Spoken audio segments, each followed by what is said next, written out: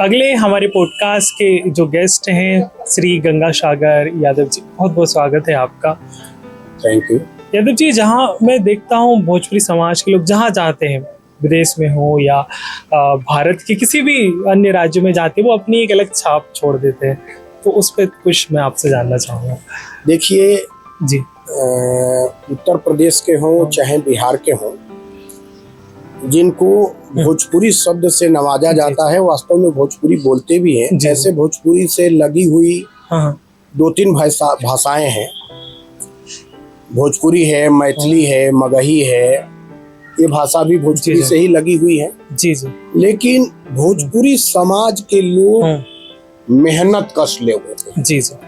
और इतनी मेहनत करते हैं कि मेहनत करने की वजह से जहां भी जाते हैं उस जगह पे अपना स्थान बना लेते हैं। क्योंकि हम पूरे भारतवर्ष में देखते हैं कि सबसे ज्यादा IAS, IPS या राजनेता भी हमारे दिग्गज हुए वो भोजपुरी से, वहीं उस क्षेत्र से, यूपी बिहार से ही सब बिलोंग करते हैं, जहाँ तक हम देखते हैं।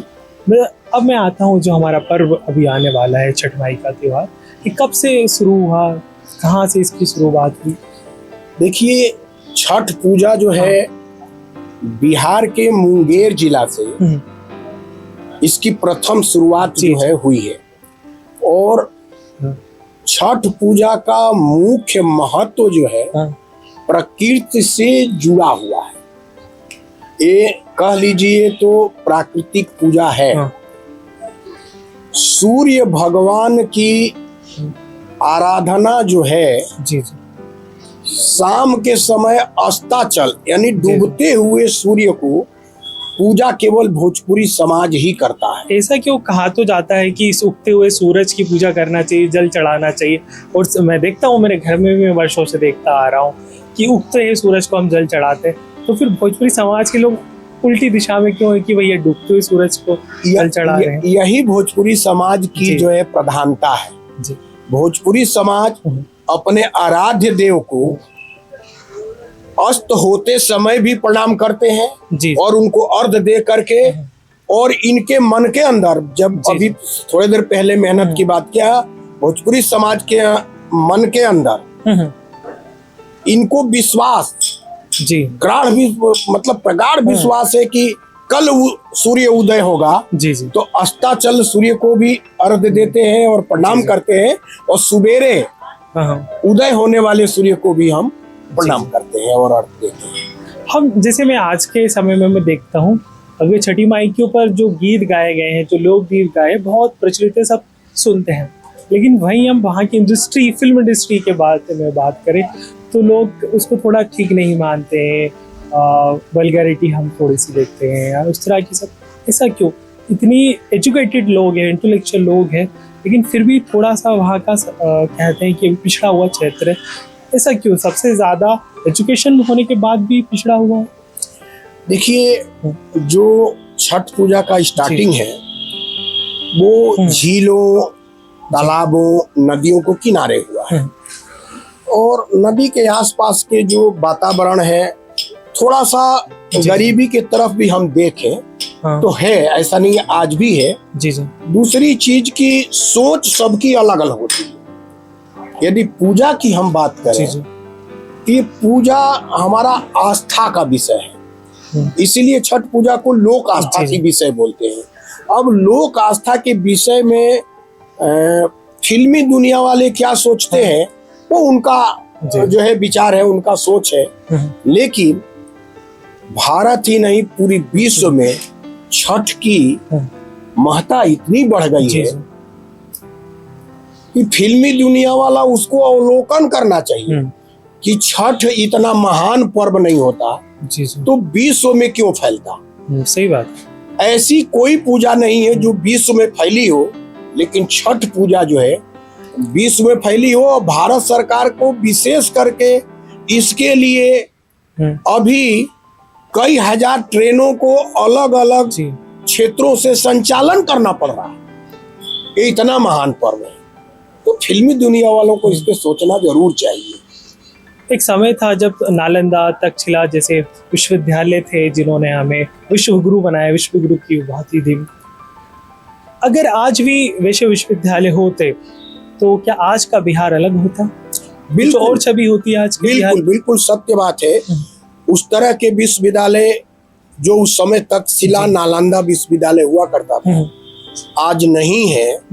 आज आधुनिकता आ गया है।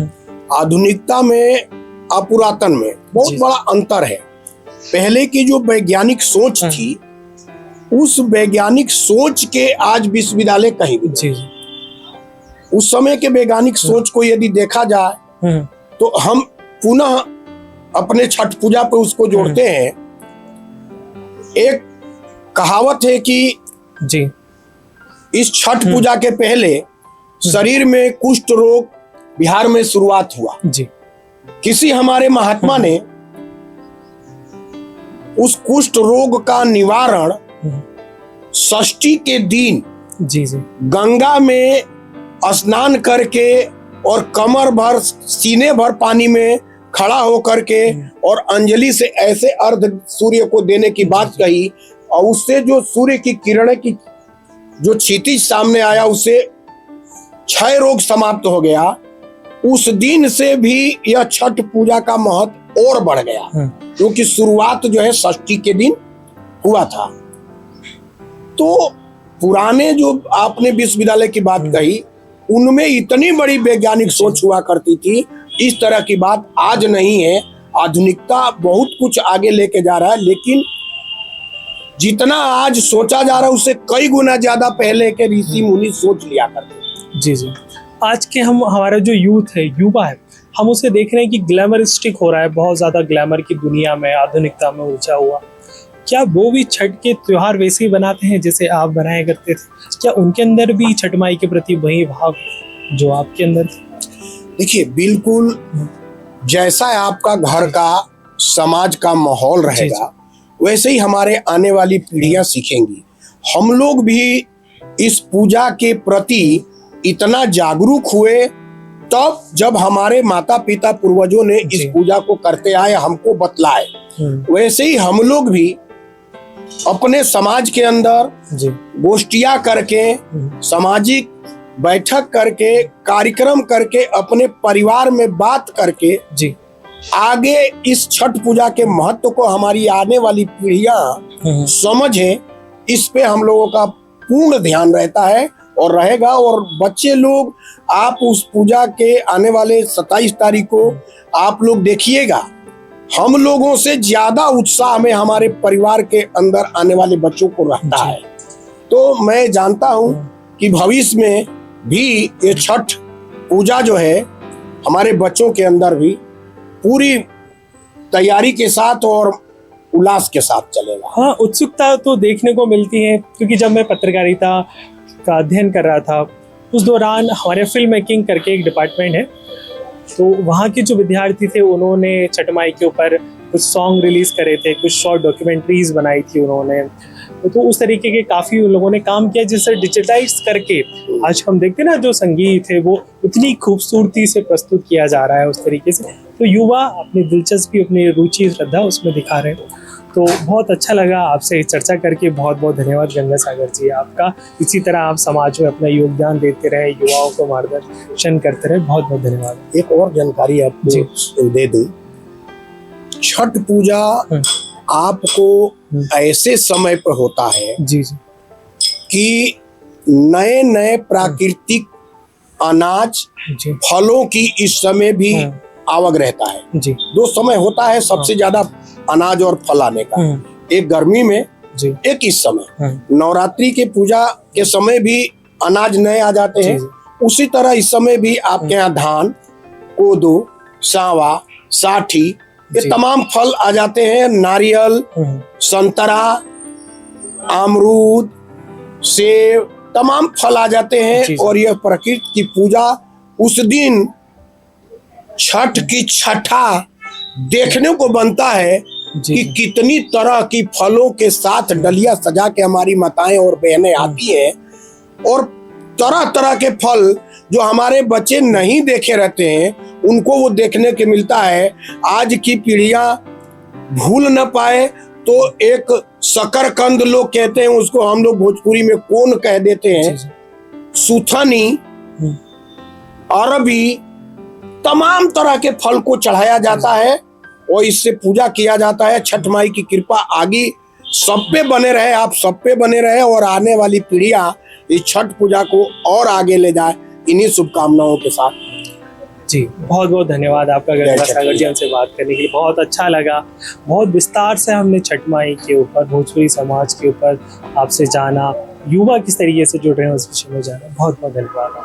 Thank you.